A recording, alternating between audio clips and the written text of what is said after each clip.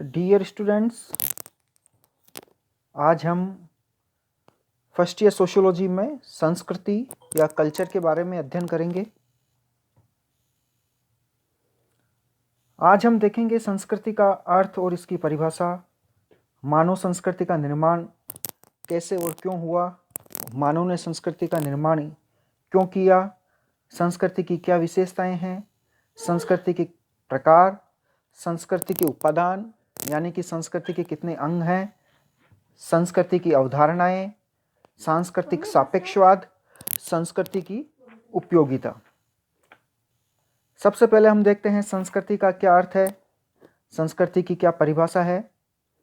संस्कृति शब्द की यदि हम व्याख्या करें तो ये दो शब्दों से मिलकर बना है या दो इसकी व्याख्याएं हम देखेंगे। पहले देखेंगे हम संस्कृति संस्कृत शब्द से बना है जिसका अर्थ होता है परिष्कृत करना, रिफाइन करना, किसी चीज को तराशना। दूसरा है संस्कृति संस्कार शब्द से बनी है और संस्कार शब्द का अर्थ है शुद्धि की क्रिया, यानी कि शुद्धि का अभिप्राय पवित्रता से न होकर सामाजिकता है, अर्थात व्यक्ति को सामाजिक प्राणी बनाने में जितने भी तत्वों का योगदान होता है उन सभी तत्वों की व्यवस्था का नाम ही संस्कृति है। इस प्रकार हम देखते हैं कि संस्कृति जैविकी प्राणी को सामाजिक प्राणी के रूप में परिवर्तित करती है। कहने का तात्पर्य यह है कि मनुष्य जब जन्म लेता है तो वो एक जैविकी प्राणी होता है, बायोलॉजिकल बीइंग होता है। उस जैविकी प्राणी को सामाजिक प्राणी या सोशल बीइंग बनाना ही संस्कृति है। संस्कृति उस मनुष्य को, उस प्राणी को बायोलॉजिकल से सोशियोलॉजिकल मानव या मनुष्य बनाती है।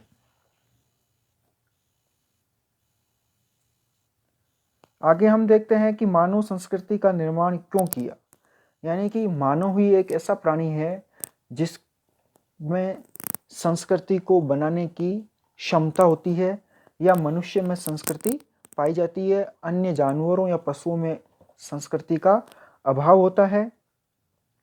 मानव की ऐसी 5 प्रमुख विशेषताएं हैं जिसके कारण उसने संस्कृति का निर्माण किया। पहला, सीधा खड़ा हो सकने की क्षमता। दूसरा, स्वतंत्रता पूर्वक घुमाए जा सकने वाले हाथ।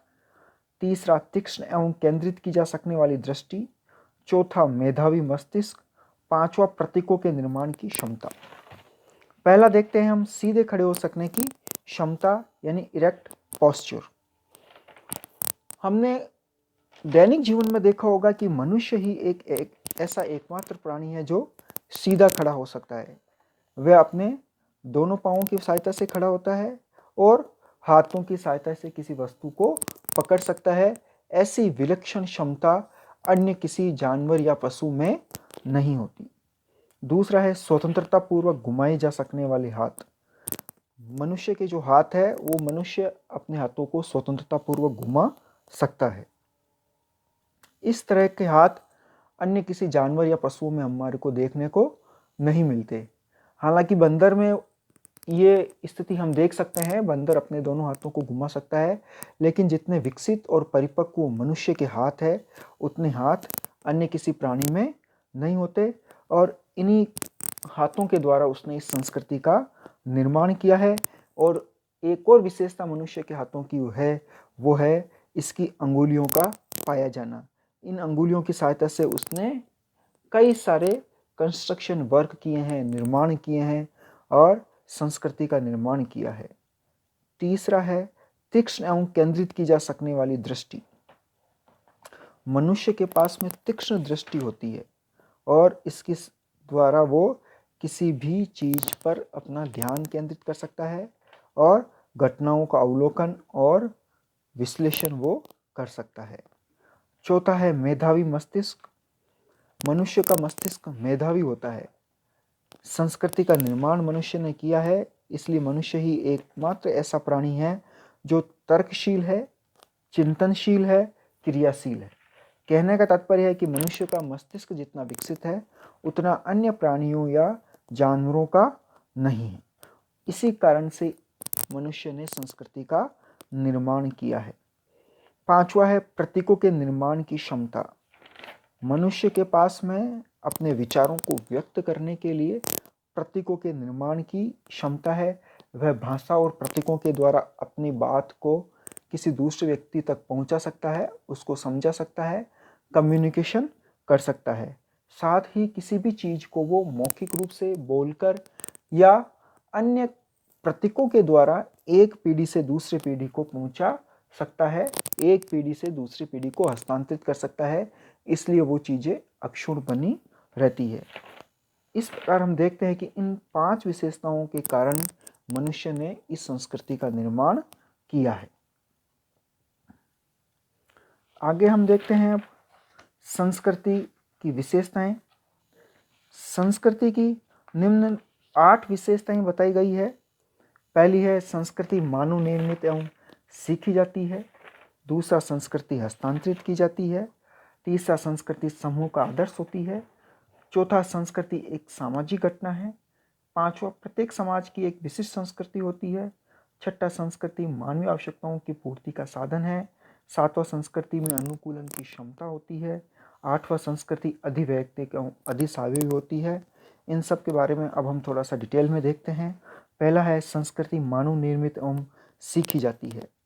Culture is man made and learn behaviour, यानी कि संस्कृति का निर्माण मनुष्य ने किया है।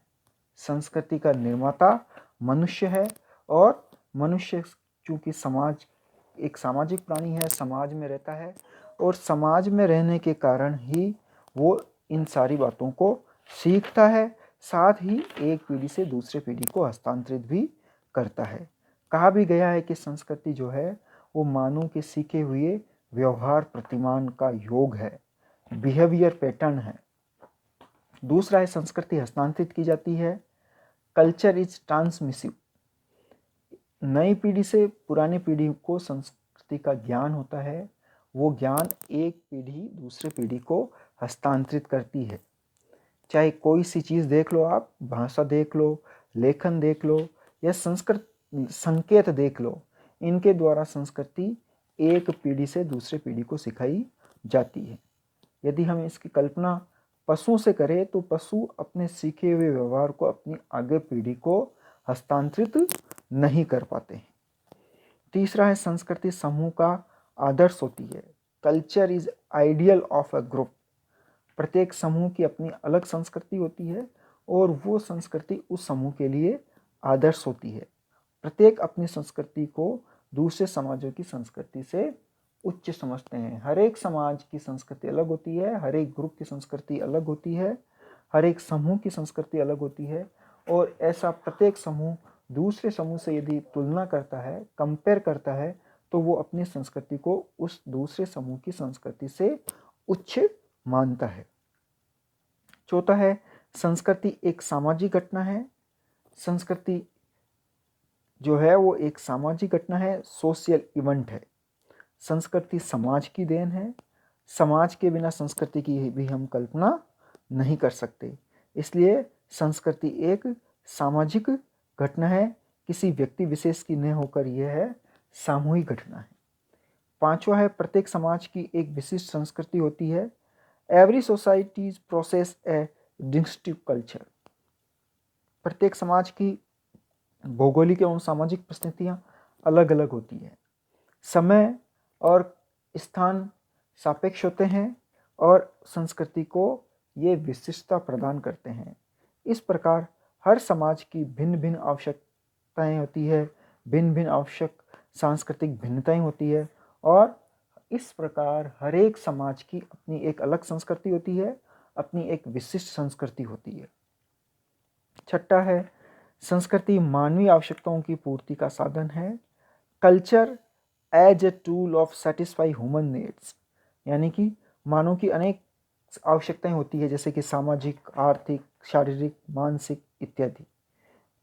इन सभी आवश्यकताओं की पूर्ति संस्कृति के द्वारा होती है।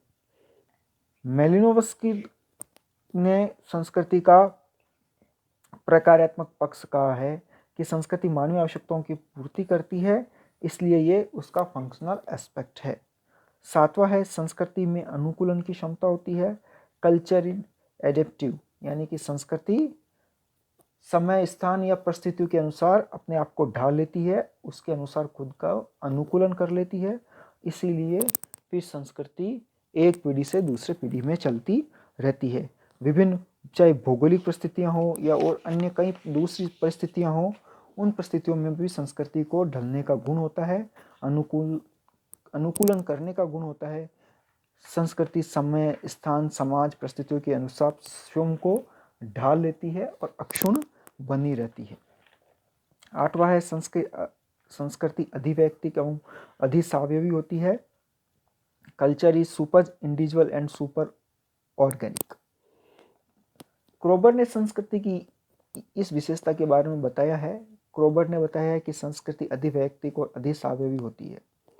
अधिवैयक्तिक से तात्पर्य है कि संस्कृति का निर्माण किसी एक व्यक्ति ने नहीं किया है, बल्कि पूरे समूह द्वारा किया है।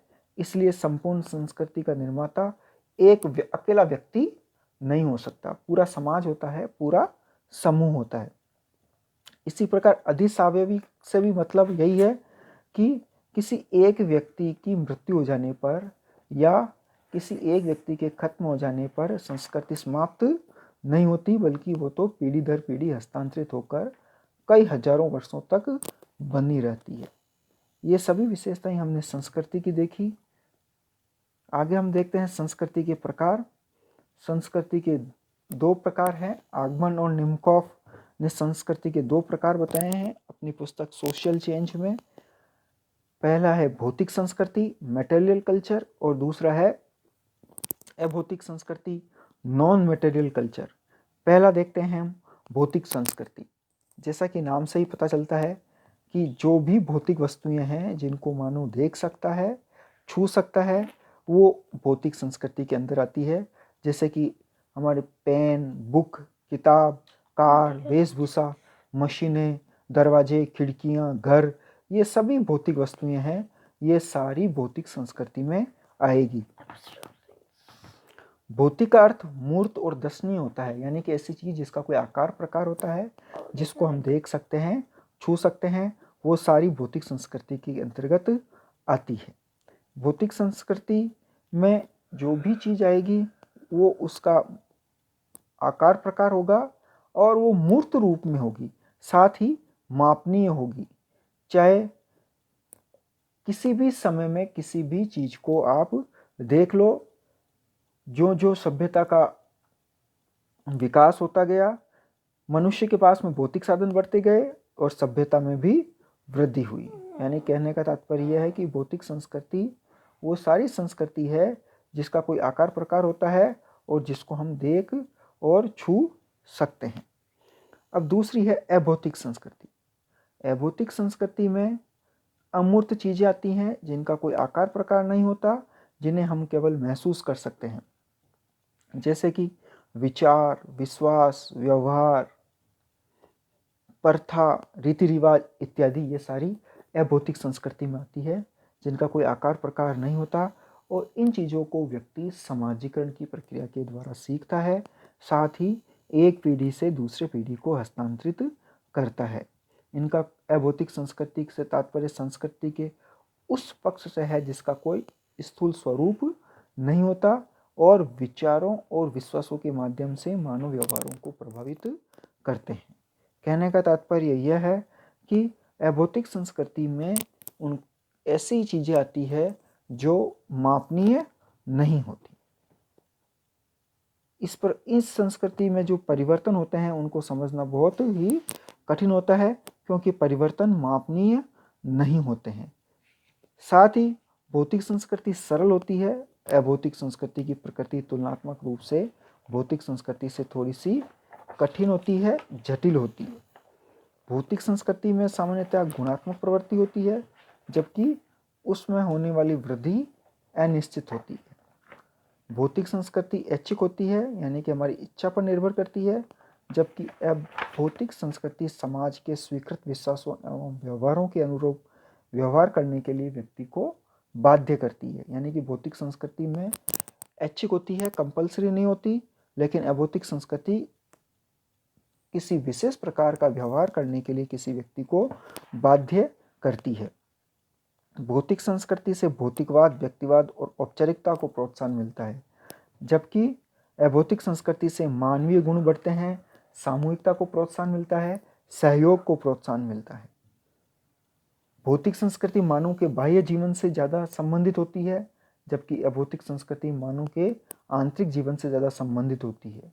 भौतिक संस्कृति सरल होती है और अभौतिक संस्कृति जटिल होती है। इस प्रकार हमने देखा कि संस्कृति के दो भाग हैं, भौतिक संस्कृति और अभौतिक संस्कृति। भौतिक संस्कृति में वो सारी चीज़ें आती है जो हमारे सामने उपस्थित है और जिनका कोई आकार प्रकार है, चाहे पेड़ हो, पहाड़ हो, मकान हो, कुछ भी हो। अभौतिक संस्कृति का कोई आकार प्रकार नहीं होता, ये दिखाई नहीं देती, ये मापनीय नहीं होती। Okay, thank you.